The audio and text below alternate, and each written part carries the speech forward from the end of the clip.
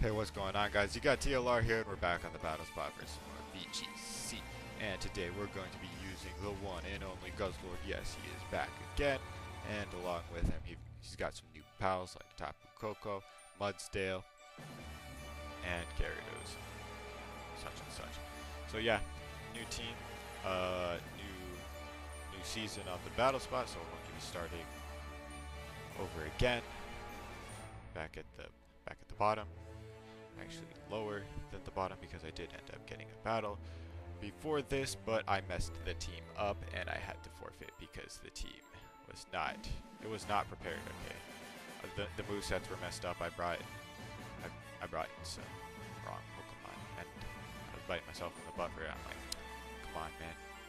I'm not the kind of guy to make those mistakes, which is completely untrue. I make those kind of mistakes all the time, so don't actually listen to me when I say that. But yeah, accidentally brought a couple wrong Pokemon, and I had to forfeit that battle. But now we've got the actual right team, the team we are actually going to be using, a team that is actually built for doubles, for VGC, for VGC 17, yes. And with that, we are going to just wait until we find a battle. Hopefully it does not take too long.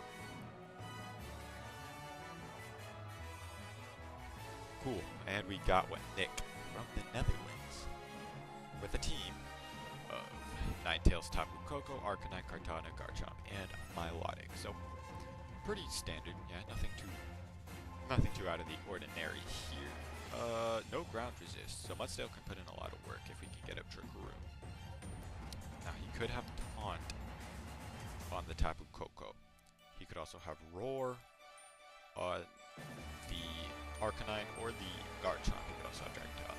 The Garchomp, so he has a good amount of ways to prevent Porygon 2 from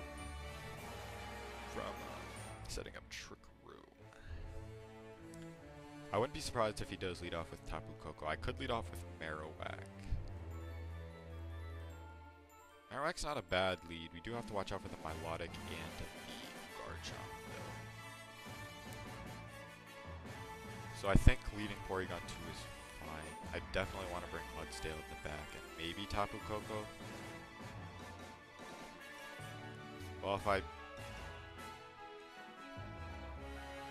yeah, it doesn't look like Guzzlord's going to be doing too much in this game. Tapu Koko can be nice for dealing with the Milotic, and it does have the Dazzling Gleam, which can hit the Garchomp pretty hard as well. Just being able to hit hard and under the electric terrain is nice. So that's going to be the team. Unfortunately, no Guzzlord, but you know, hopefully we get to bring him in the next battle because you know, Alive without Guzzlord is not alive that I want to upload because I watch it live without Guzzlord. So he does lead off with the Tapu Koko. That makes sense. And we are going to lead off with the Marowak and the Porygon 2. And we should get the special attack boost here unless he has some absurdly high special defense IVs on either of his Pokemon. And he does, well, he at least doesn't on one of them. So we do get the special attack boost, so that's good. So I could just Ice Beam the Garchomp right here. I might just switch right into Mudsdale because neither of his Pokemon can do too much to Mudsdale. I'm afraid the Garchomp might protect. But if the Garchomp protects, yeah, because what I'm thinking is I'm going to protect Marowak and then Ice Beam the Garchomp because I do think the Tapu Koko has Taunt. That's why I'm thinking that's why he would lead with it. So worst case scenario, his Garchomp protects, but even then the Tapu Koko can't do too much to my Porygon 2 since I do have Marowak. But he doesn't protect unless he has a slower Tapu Koko. Unless he has a slower Garchomp than my Marowak, which isn't actually possible unless it had the Iron Ball, but it seems to have the Dragonium Z, so that's interesting. That's something you don't see very often on Garchomp. But Porygon 2 can easily eat this up, and this also means he's not Sash or Yashi, so this Ice Beam should just be able to destroy. He's not Assault Vest either, so yeah, this Ice Beam should just completely wipe out Garchomp. Yep. So Garchomp goes down, and now Marowak has a lot of he's a lot less pressured, right? Because that was one of the Pokemon that just completely blew him away. So we do see the Milotic. That is fine. Did my opponent have a Lightning Rod Pokemon? No, so he cannot redirect Electric type moves.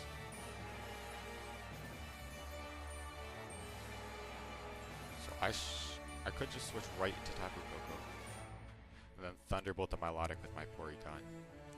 And he can't knock my Porygon out unless he predicts me to switch out my Marowak and goes for like a Thunderbolt on Pokemon 2. But he's not even Life Orb on Tapu Koko. We did see the Air Balloon, so yeah, I'm okay with this play. Switching in my Tapu Koko and then Thunderbolting the Milotic.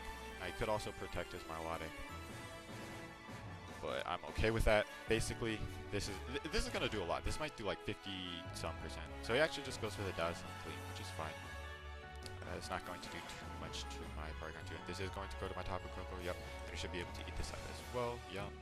And we're going to be able to get off this powerful Thunderbolt. This is +1 in the electric terrain. See, look how much that did. That wasn't even a critical hit. And that is the leftovers. Okay. So it's leftovers, leftovers Milotic. Okay. So I'm probably just going to discharge here and switch out into Mudsdale. Yeah, I'm okay with that. Switching out to Mudsdale, firing off a discharge. Of course, this Tapu Koko could win potential speed tie. I am max speed timid and not modest, so it might not even be a speed tie. But yep, we got off the discharge and we're going to be able to take down this Milotic and do a good 40% to the Tapu Koko. And now we've gotten rid of both of the Pokemon that can really pressure my my Marowak, so Marowak is basically just going to come in and have some fun. Mudsdale is going to get the defense boost. I don't know if that's going to matter, because I don't know if his last Pokemon is a physical attacker. I am going to bring in Porygon 2 here and not Marowak, because I'm not sure what his last Pokemon is. It's Kartana. Okay, so we should get a special attack boost here as well. Yeah, and as long as this thing doesn't have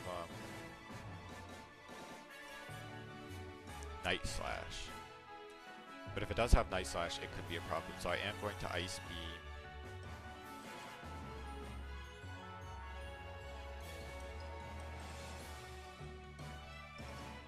Okay. Hold on, let me think about this one.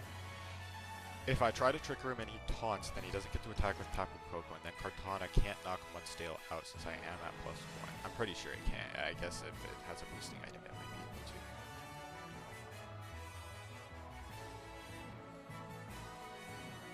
to. Okay. I'm going to try to set up a trick room, but I'm not going to Earthquake. I am going to High Horsepower the Tapu Koko. I'm not confident enough that Heavy Slam... Okay, so he does go for the time. Good play. I'm not confident enough that Heavy Slam will knock out Tapu Koko. But again, he does have a Life Orb, so that's actually really good news. And we're able to just knock out the Tapu Koko right there, so that's that's good.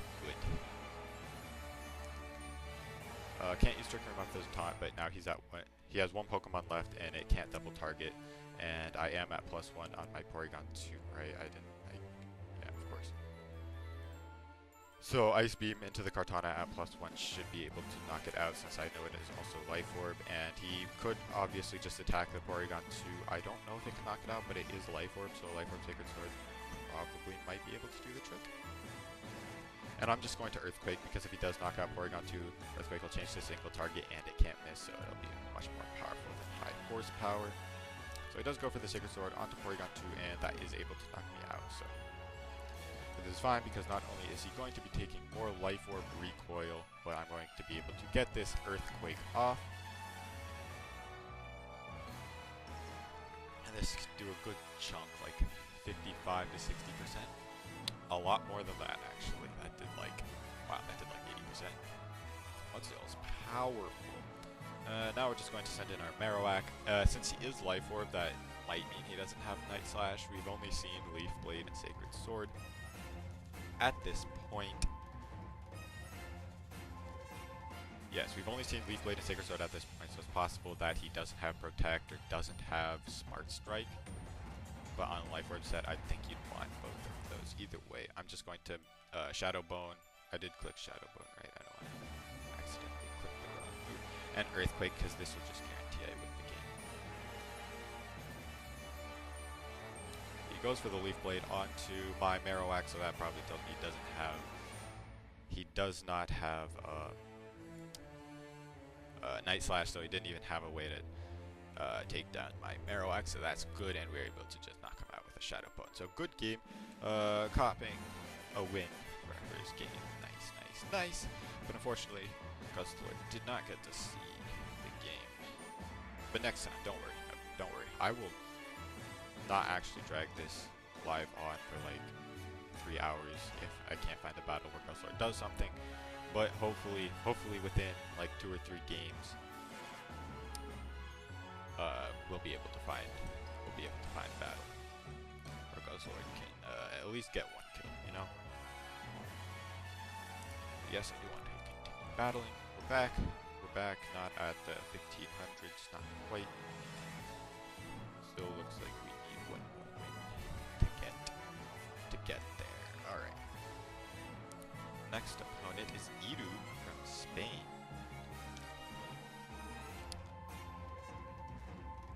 Okay, Iru. I think there's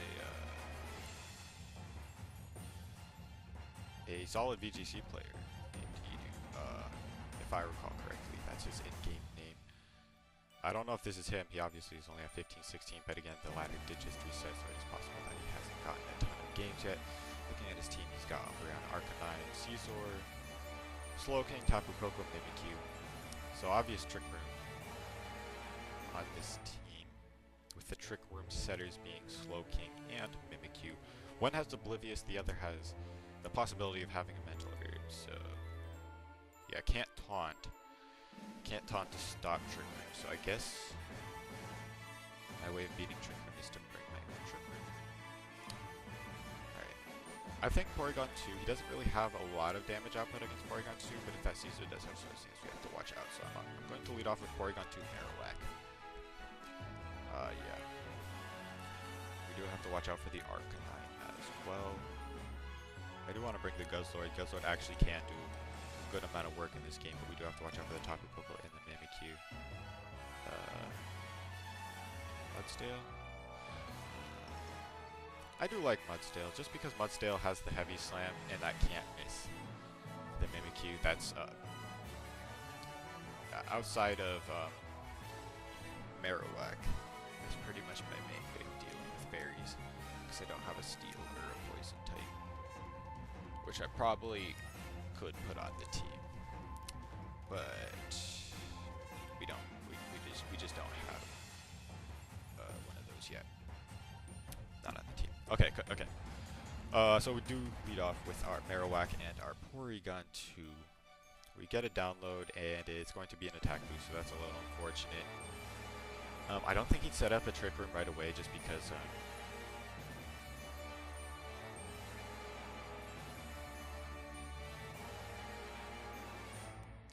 Okay, here's what I'm thinking. I'm thinking the Mimikyu is going to be Ghost DMC, and he's just going to target my Marowak and do as much damage as possible. I could Protect, but probably shouldn't have Marowak taking any damage. I'm going to Thunderbolt the Caesar and go into Guzzlord. Or we could Trick Room. Actually, I like that play better. I'm going to Trick Room. Switch into Guzzlord to hopefully eat up a Ghost DMC. That's what I'm predicting. If that's not what comes out, yeah, then I'm not in such a good position.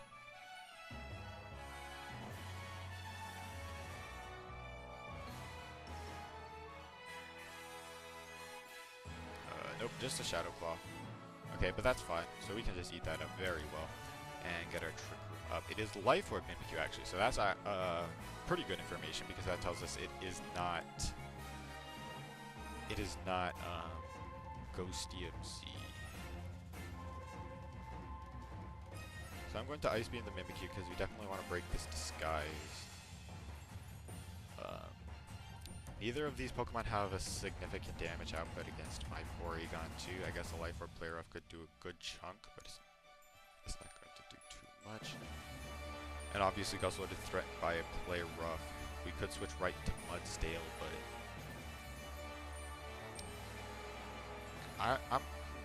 if the Mimikyu has Sword Stance, I guess it could be a problem. But considering his team is very Trick Room oriented, he'd have to give up like Taunt or Protect for Sword Stance on his Mimikyu, and I don't think he would do that. It's possible, but I just don't think he would.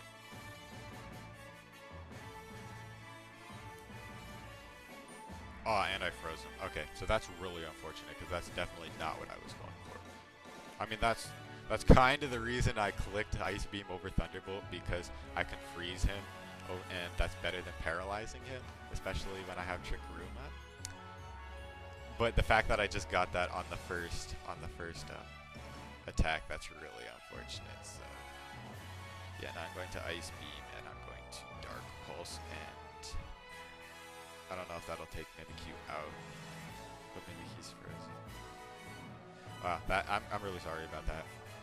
Definitely not what I was trying to do. So he's going to switch out his Mimikyu into the Caesar, so I'm going to be able to eat up the Ice Beam, but Dark Pulse is going to be able to do a good chunk to the Caesar, so that's good. Yeah. And Umbreon goes for Toxic, and he misses, so I'm just getting extremely lucky in this game, and that's really unfortunate because he's definitely not been playing poorly.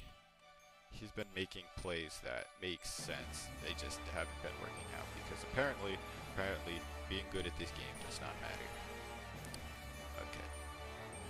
I'm going to Thunderbolt the Caesar.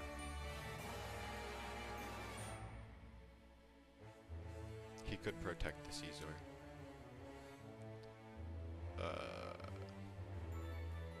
I mean, the game's not over yet by any means. So I'm actually going to Ice Beam the Umbreon and Dark Pulse the Caesar, because this will prevent the Caesar from being able to kill my Guzzlord.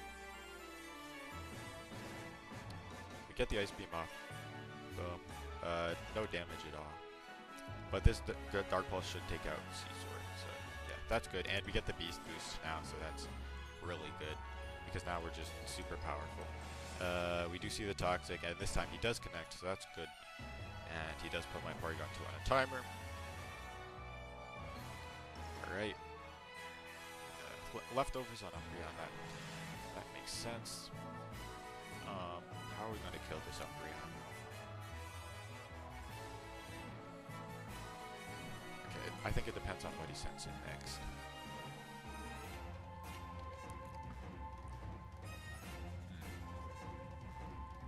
Okay, sends in Tapu Koko. Dazzling Gleam cannot knock out my Guzzlord. Not from here anyway, I don't think. I know I tanked one from full, but we have taken a little bit of chip. We are still in Trick Room, but this is the last turn.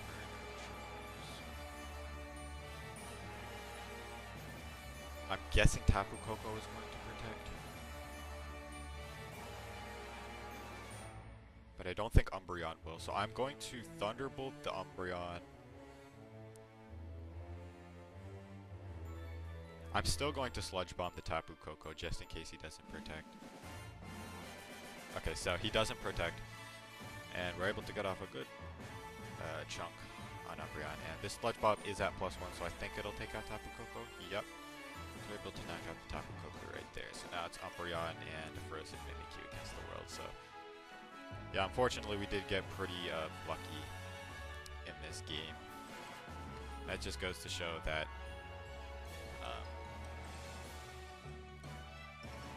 yeah, you sometimes you will lose because of things that are completely out of your control. I definitely did not win this game by skill alone. Now, I could have won, like, even if I didn't get those, you know, RNG packs, I could have won, but the game would have played out a lot differently. So I really, you know, would not have preferred to get RNG right there. And all over the place, actually. So, we're going to protect Guzzlord and Trick Room with our Porygon 2.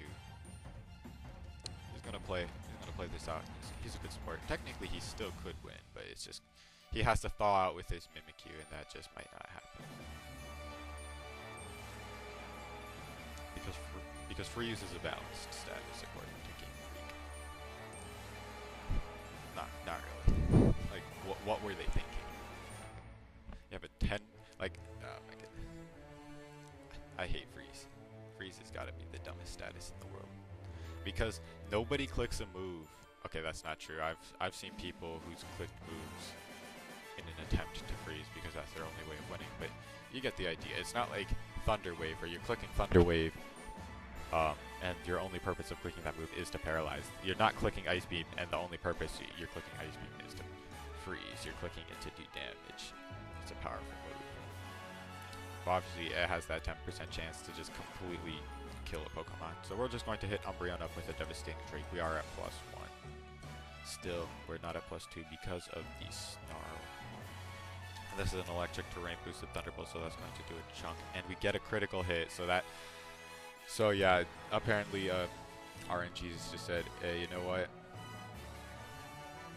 You don't deserve to win this game, but I'm going to give it to you anyway. Because, I don't know, because you're using Guzzlord, and if you're using Guzzlord, you deserve all the RNG in the world. This happened the last time I used Guzzlord too. I got a lot of RNG. And Devastating Drake just does a lot to Umbreon. And we're going to see the Toxic onto the Guzzlord.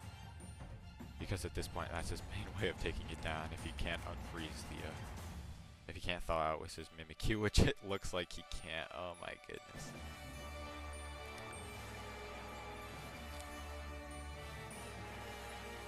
Yeah, that's really unfortunate.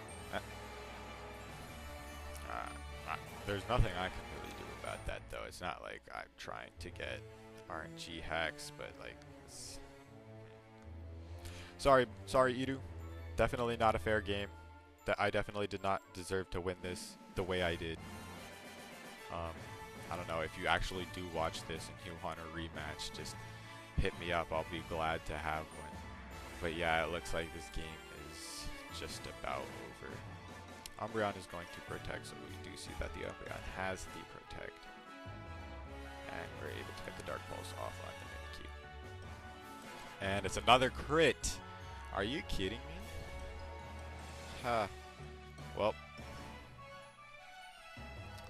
at this point, I really just want to forfeit, but I don't know. I also really want to be back above the 1500s. So, yeah. Again, really sorry about the RNG. Definitely did not want to win that way. But I also don't want to forfeit because I am recording.